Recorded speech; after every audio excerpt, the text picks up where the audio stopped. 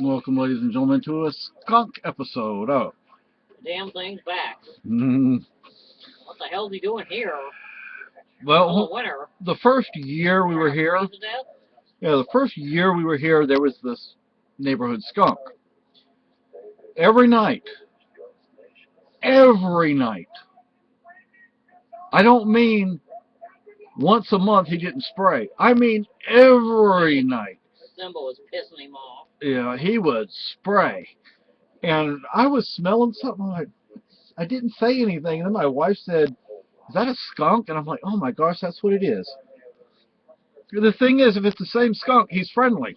Believe it or not. Now, I wouldn't pet him, but, I mean, I was walking Lucky once. Oh, there's snow out there now. There's 3 feet of snow. I can't do it. But in the yard back that way, there's a retaining wall for our neighbor's property.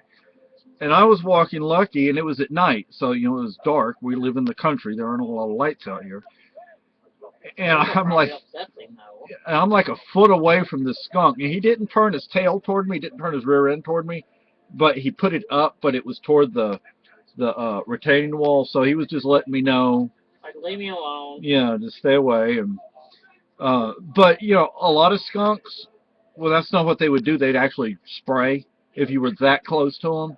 They would just spray you, but he's relatively friendly. I don't know if it was the same skunk we saw once when we were coming back. Wasn't that the one that's almost all white? Yeah, and he was huge. Yeah. It was over here in our neighbor's yard. And he's buddies with our neighbor's cat. Yeah, and he's huge. Big. I've never seen a skunk that big. He's well fed. Yeah, but you smell it right now. Damn it. But hey. What the hell is he doing back in March? It's kind of early. Yeah, it is kind of early. I mean, shouldn't you still be hibernating or something? I guess he wants to freeze his tail off. Literally. Yeah. Now, there's a lot of talk going on about what's going on, what's not going on, what may happen, what may not happen, and we don't know the future, folks. But if something does happen, now this is just an example right here, because if something does happen, we'll have 200 rounds of those. This is my wife's. Over 500 rounds of 223, but yeah, I'm not worried about that. Why am I not worried about it?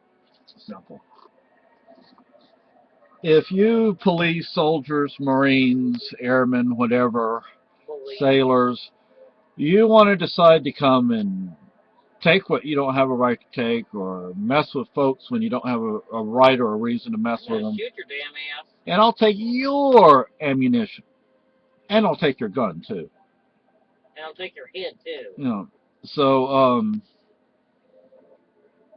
I mean, just because you don't have 10,000 rounds of ammunition, I mean, most people cannot afford 10,000 rounds of ammunition. But we all will have a source for it. Sad to say, we will have a source for it. But I just hope that never happens. And what I was going to talk about real fast was, if you need to get ammunition, food, water, medical supplies, whatever, do it a little at a time.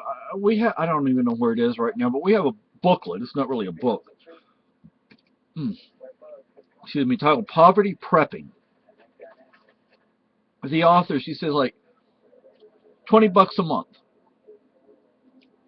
Go to the store, spend $20 a month.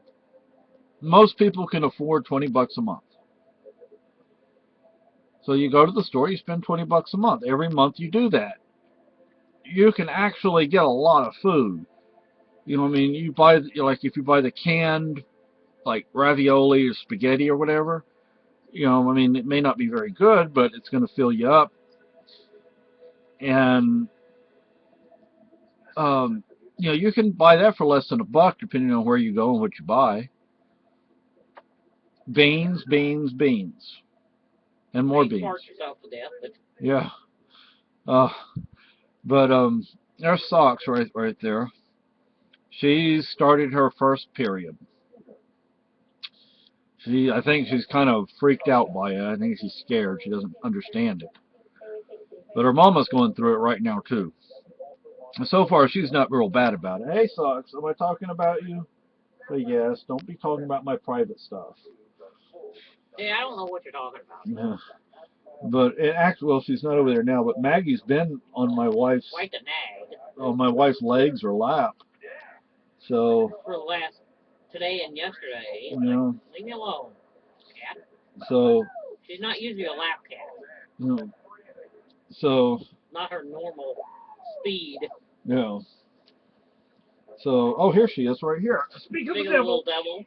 devil. Hey, Maggie, say hi to everyone. Talking about you? Okay. Yeah, she's still a little grumpy. Yeah.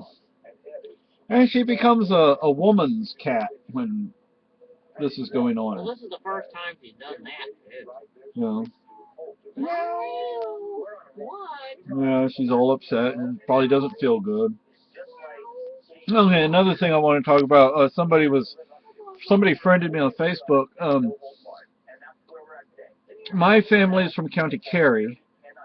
I'm from Spain. My wife's from Illinois, but I lived in Texas for 40 years.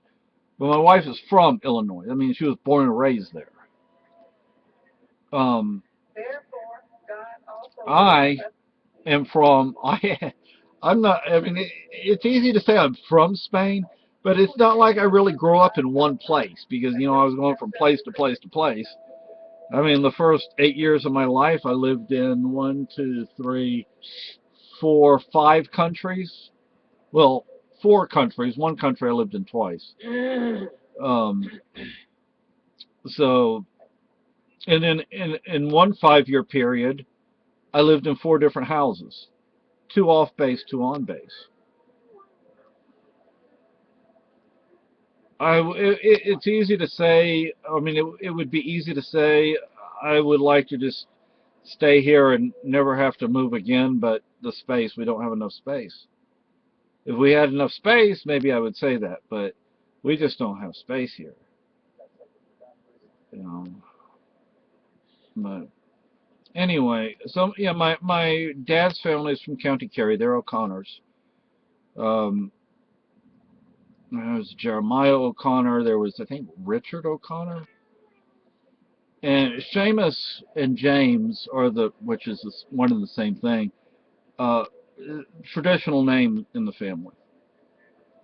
Anyway.